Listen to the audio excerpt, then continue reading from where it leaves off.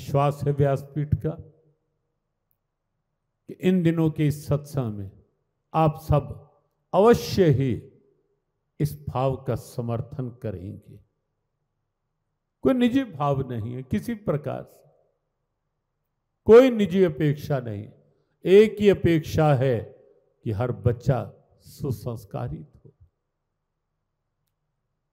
हर युवान अपने राष्ट्र स्वाभिमान के साथ, हर युवान अपनी सनातन निष्ठा के साथ अपनी ऊर्जा को सकारात्मक दिशा में लेकर आगे बढ़े। दुर्योधन वाली सोच ना बने कि बात बात में अहम, न बड़ों के आगे बोलने का ढंग। आप देखेंगे दुर्योधन में बड़ों से बात कैसे करनी है यही नहीं पता।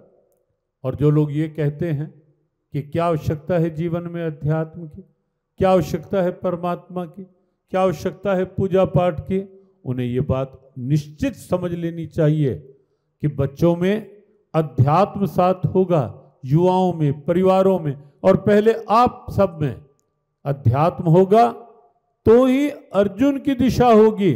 और अध्यात्म नहीं होगा तो कहीं ना कहीं ये सब विकृतियां आएंगी।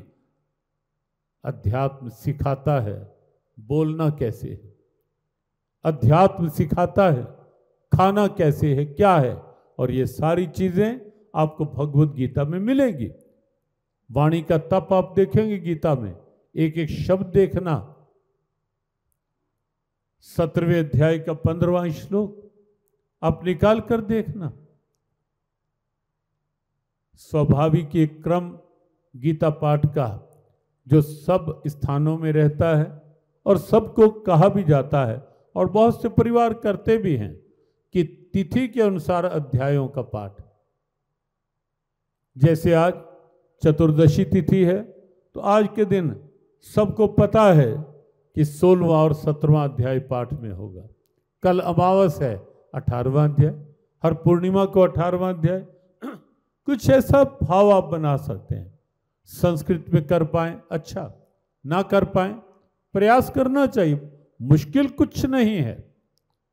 ना कर पाए हिंदी का अनुवाद जो अभी प्रारंभ में हमने किया स्तुति पाठ, उस रूप में आप कर लें पाठ, लेकिन करें, अब करें अवश्य।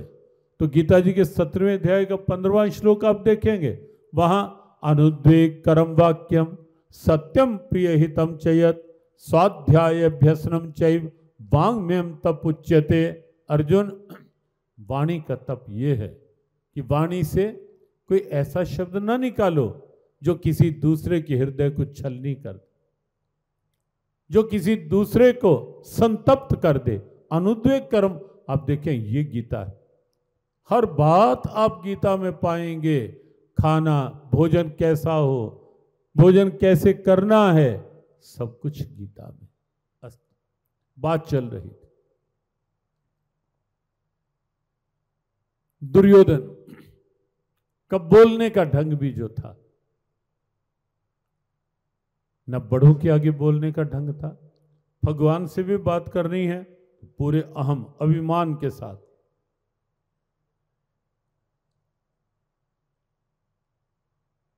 कृष्ण, इससे पहले तो मैं आकर के बैठा। भगवान ने कहा ठीक है दुर्योधन, तेरा भी स्वागत है। अब बताओ, बैठा है लेकिन सर चढ़ कर बैठा है, सिराने बैठा है, अकड़ कर बैठा है भगवान के पास, तो दृष्टि तो वैसी ही पड़ेगी ना। फिर टेढ़ी दृष्टि पड़ गई अर्जुन पर ऐसे करके। ठीक है, कहा कैसे आए, सहायता के लिए। भगवान ने कहा देखो, दोनों आए हो, मुझे दोनों को का ध्यान रखना पड़ेगा। एक और मैं रह लेता हूं, ये बात केवल अर्जुन की दृष्टि पर चल रही है। एक और मैं रहूंगा, शस्त्र नहीं उठाऊंगा, युद्ध नहीं करूंगा, और एक और मेरी सेना रहेगी, नारायणी सेना, दिव्य अस्त्र शस्त्रों से युक्त सेना।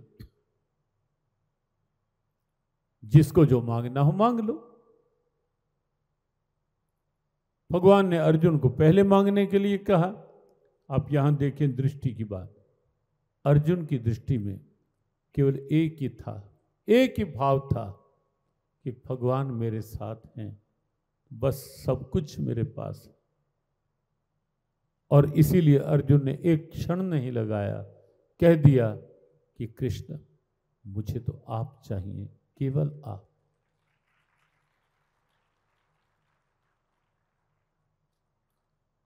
अब दुर्योधन तो पहले से यही सोच रहा था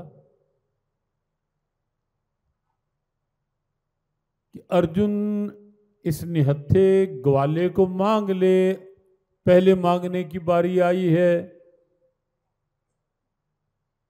मांग लिया। और दुर्योधन ने भी सेना ले ली। और बाहर जाकर पता है दुर्योधन क्या सोचता है, कहता है? दुर्योधन सोचता है कि अर्जुन कितना मूर्ख है, मैं तो डर रहा था। सोच सोच में आप अंतर देखना। दुर्योधन ये सोचता है कि मैं तो डर रहा था कि कहीं अर्जुन भगवान से,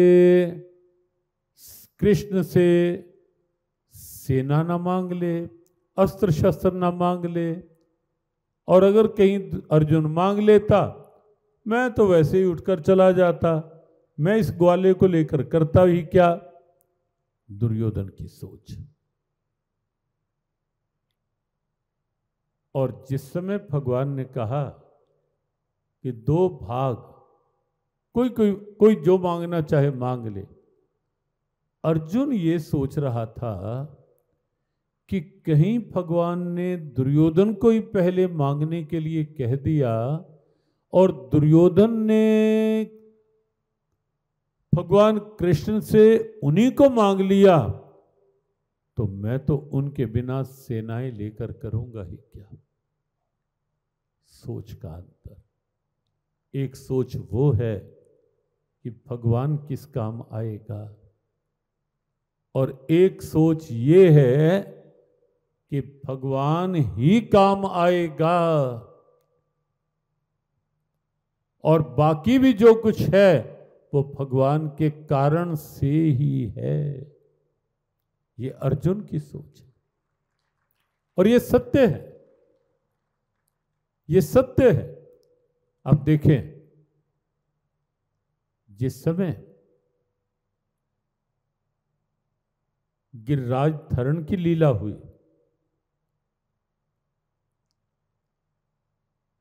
7 वर्ष के ही तो थे कन्हैया, और गोवर्धन 7 कोस का।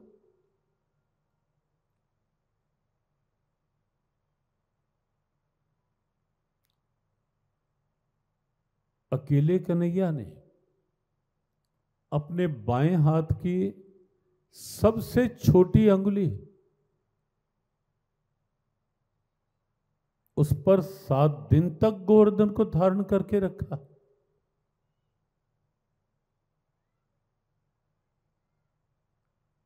एक अवसर ऐसा भी आया जब 4था दिन था,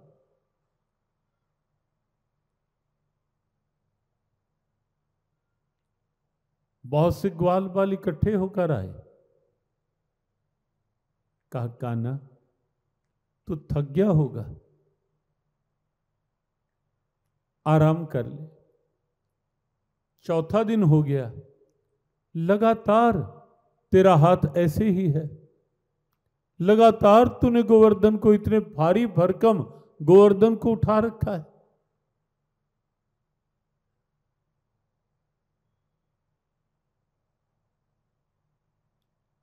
कन्हैया ने कहा, अरे सखाओ, ये बताओ कि मैं यदि आराम करूं, मैं हाथ हटा लूं, तो गिरिराज जी का क्या होगा? ग्वाल बालों ने कहा, हम सब अपनी अपनी लाठियां जिससे गैया चराते हैं सब ले आते हैं, और सब अपनी अपनी लाठियां ऐसे लगा लेंगे और तब तक गोवर्धन को थाम लेंगे।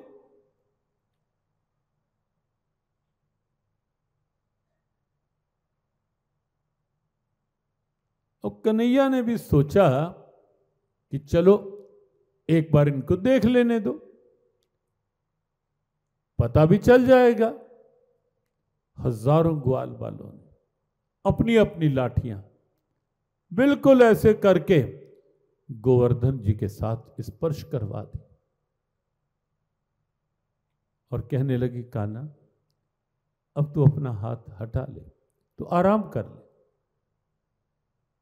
और कन्हैया तो जानते थे ना कि अगर एकदम हाथ उठा लिया तो क्या परिणाम होगा, और इसीलिए अंगुली को थोड़ा सा नीचे किया, थोड़ा सा नीचे। जितना उंगली को नीचे किया गोवर्धन उतना ही नीचे होने लगे।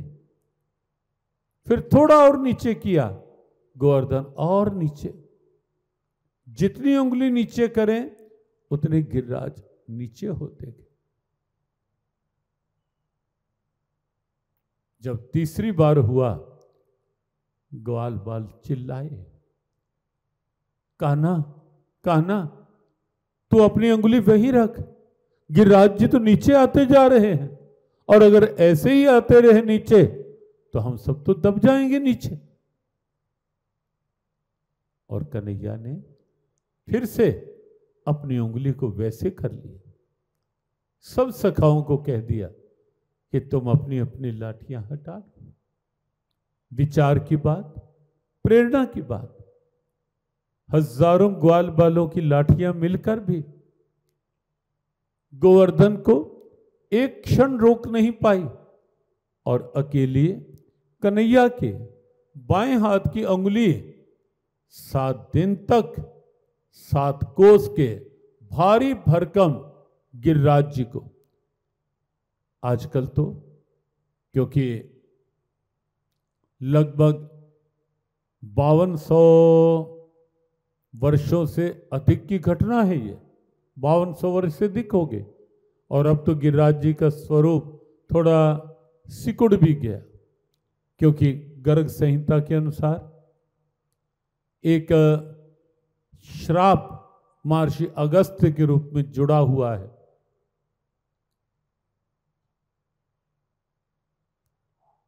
कि गिरिराज जी रोज एक एक तिल जमीन में रसातल में धंसते जाएंगे।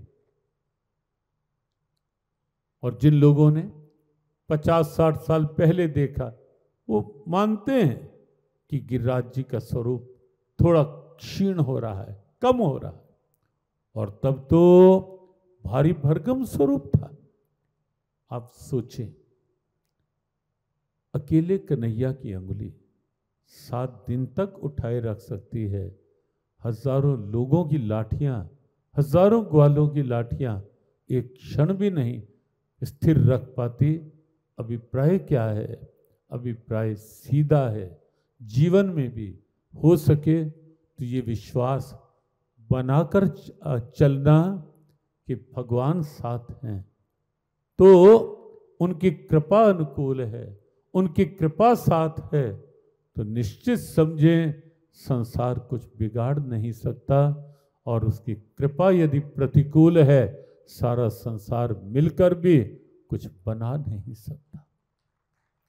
उनकी कृपा अनुकूल रहे, ये प्रयास करें और भगवान से कोशिश करें।